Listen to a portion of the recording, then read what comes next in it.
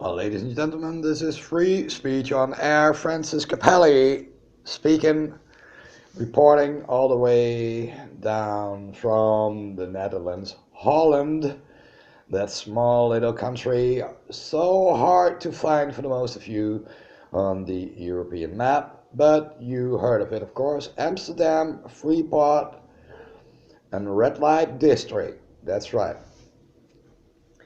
Now, in the former episode, I talked about the fact that that there is a way out, and that we have to unite. Not only uh, we have to unite our finances to be able to get out. I believed it then, and I believe that now. I believe that most of us that call themselves awake are still in a pretty deep coma. Excuse me for saying it, but that's just the way I feel. That's just the way it is. That's just the way. And to me, that's just the way it is. It's just the way I see things. It's basically my view. When I started out Free Speech on Air in Holland, that was basically the general message behind all the things I spoke about.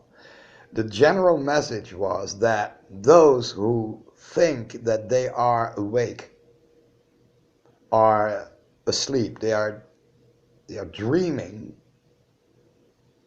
They are basically caught up in this dream, and this dream tells them that they are awake, but they are not.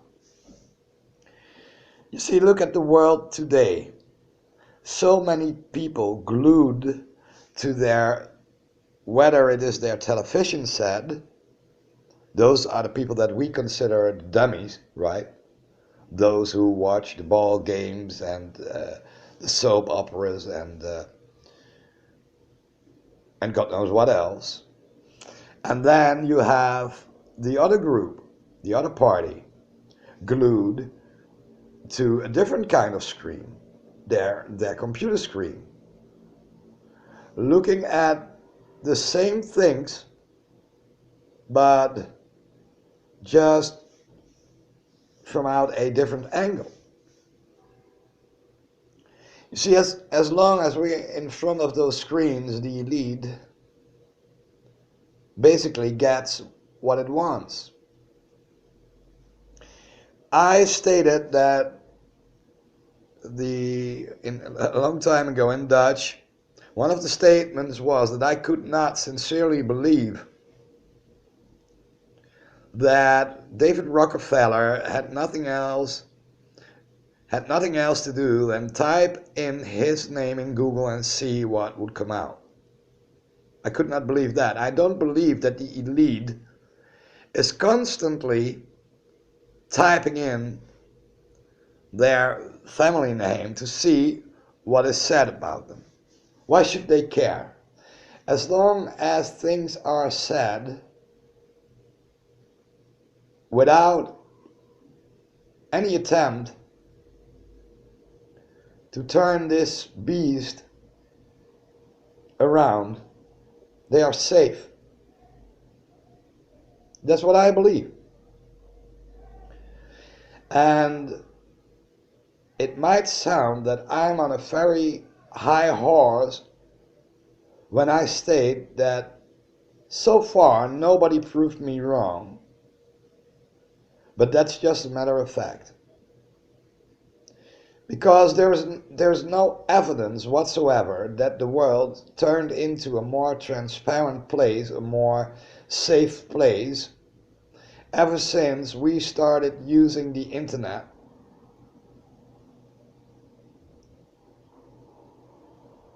Ever since we started what we could call those info wars,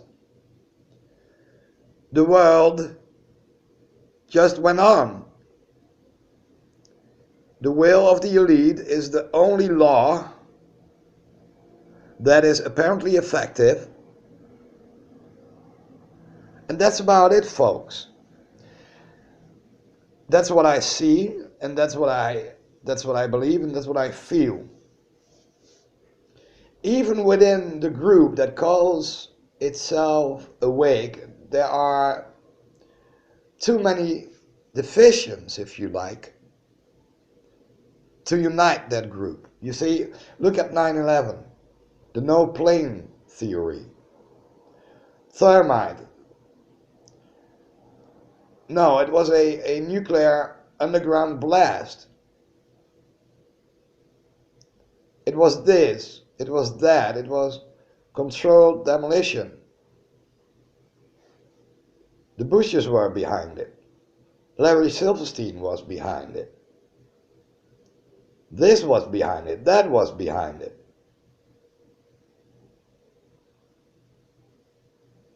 There are so many theories and angles out there.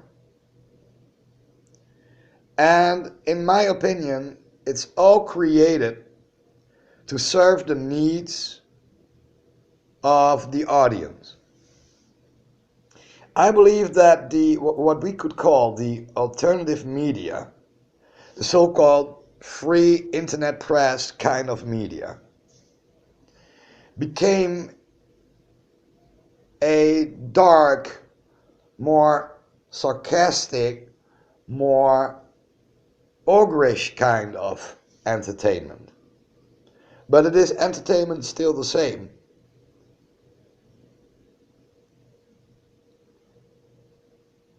What good does it do? How much proof do we actually need before we act upon it? That's what I ask myself. You see, overnight the world turned into this global police station. We had millions and millions and millions of detectives all of a sudden starting to investigate cases and solving them on the internet. And that was about it. Of course, internet is it's a great tool in terms of we can choose to reach out to one another, and to talk to one another. We can share our knowledge, we can share our experiences. We can use this mighty tool, but we have to recognize that outside this tool, there is a whole different ball game going on. There's this real world events going on. And no matter you call 9/11 a hoax or Sandy Hook a hoax, whatever you want to call it, whatever your point of view is, it doesn't change the direction that we notice if we step outside our doors into the cities, into the streets, if we listen to the hearts, if we start listening to the hearts and minds of those who are our neighbors, our friends.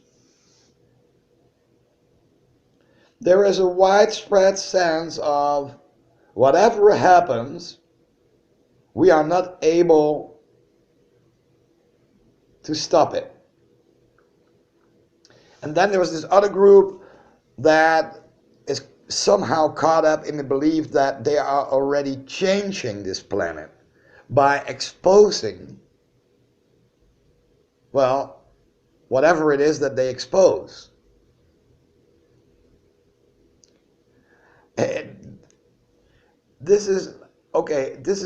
It's like a detective calls somebody in the New York metropolitan area, and he calls a certain number, and this guy picks up the phone and he says, well, Frank, listen, we have this cam in front of your house, and I see a I see a killer entering your house right now, so you most likely will be killed, but his name is, the name of the killer is John. Have a nice day. Goodbye. How insane is that? Because what good does knowledge do if we can't stop what's coming for us? It's the same thing. So when I started to speak about my points of view in Dutch, there was this group of people who started to see, well, there is some merit in what this guy is stating. It sounds pretty reasonable, if you think of it. You see, the elite wants to divide us, and they do a great job on it.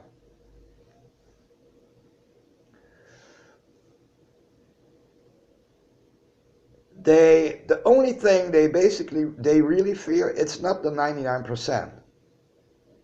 They don't fear the 99%. Why should they? There is no 99% in the first place to begin with. As long as we struggle our personal battles, as long as we struggle all alone, as long as we have to fight our personal wars, as long as all that stays into place, they don't have to fear anybody. Why should they? They openly show themselves. They in the yards of Saint-Tropez or Monaco, they show off their possessions, their $1 million yachts, their lifestyle, their flash, panache. They don't hide that. They have their own shows on MTV, their teenage parties, their $1 million parties, and they show us their lifestyle. Look what I've achieved. Look what I've got. I've got a boat. I've got some planes, a helicopter. I've got a house with 3 pools and 500 rooms, and nobody's living there. They show us all that. That's what they do.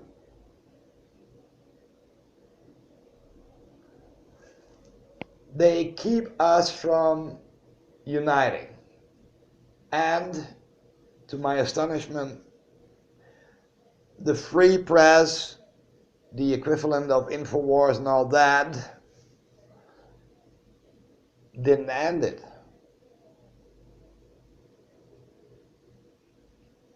It's all the same. We are looking at a screen, listening to Alex Jones instead of listening to CNN. But I guess that we need to act. We need to start acting like the human race. And it's a pretty normal, it's a absolutely logic fact that being in large groups, creating real communities, is the only way to regain our strength. We need to finance our operations. That's what we do. I don't need to finance my operation. That's the good news. You see, most of those guys who claim that as soon as they start to talk about money, they start to talk about money that is needed to expand their ways of reaching the people, to pay their staffs, to pay their bills, to pay all that. But I don't need that. I don't want it. And I guess it's not even needed. You see, as long as I have this voice and as long as I have this voice and I have a device that I can record it on, and as long as I can get my message out there, it will reach you if you're looking. So I don't need $1 million or $2 million on a yearly basis or $3 million on a yearly basis to expand my operation. As a matter of fact, I don't need anything. What humanity needs is the financial power to form this counterweight and to drive out the elite using their own weapons, turning their own weapons against them. Buy yourself into this. Take care of each other. Create a massive, a huge group that every month puts a little something into a bank account that belongs to that organization, to that group. Call it, for instance, the free speech on air movement, right? Or whatever you want to call it. I don't care how you call it. Call it something. Give it a name. And create this group of people that basically pay into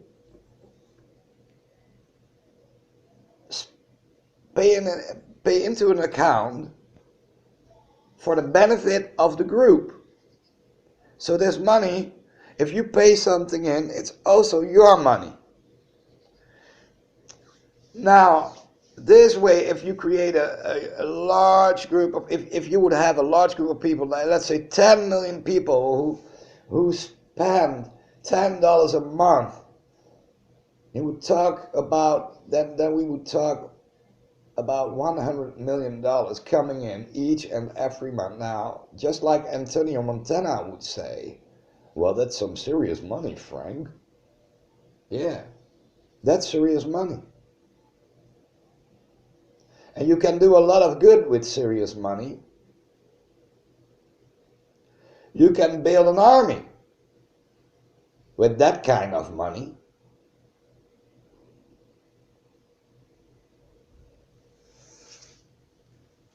And that's it. That's my topic. It's not, you see, the New World Order is something that is always described as creating a problem, drawing attention to it, and selling the solution. Now, what does the so-called alternative media do? Showing us the problem,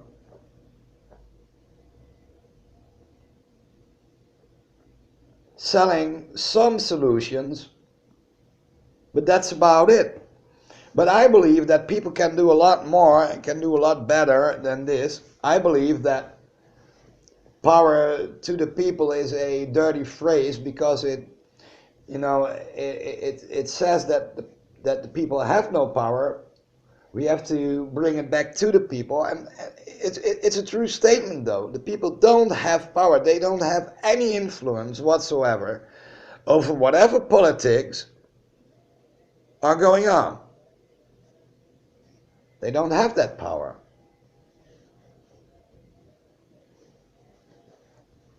But if they could create an awareness and share whatever is left, whatever they still have, money-wise that is, then you could create a serious financial bombshell, a financial weapon.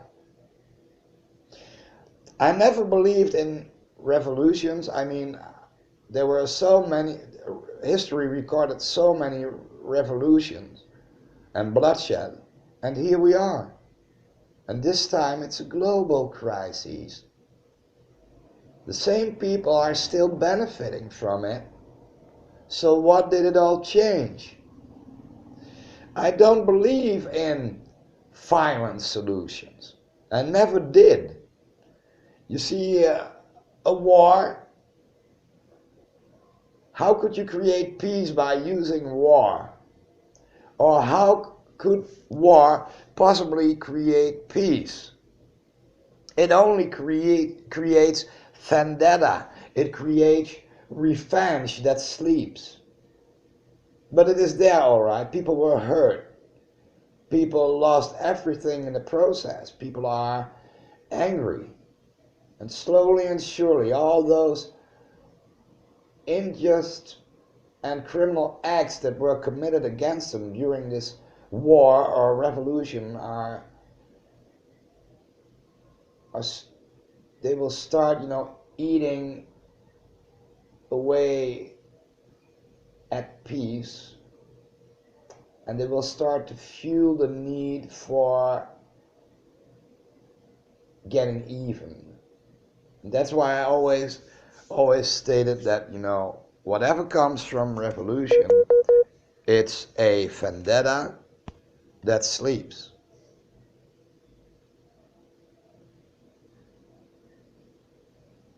Why should you need, if we would protest in a violent way, the only thing we would do is destroying the infrastructure that we paid for in the first place. It's like smashing your television and then claim, well, CNN cannot lie to me anymore. There are other ways. Turn your TV set off. You don't have to destroy it. I mean, I don't have to kill my employer to make sure that I never will work for this guy again. I could quit. But that's the thing. Speaking out against the establishment will cost you a lot. It could cost you your job, and it will always cost you your income. Now, if there's no group that has your back, why should you speak out? If your battles have to be fought individually, why should you care? And this is exactly what we need to change. Francis Capelli, Free Speech on Air.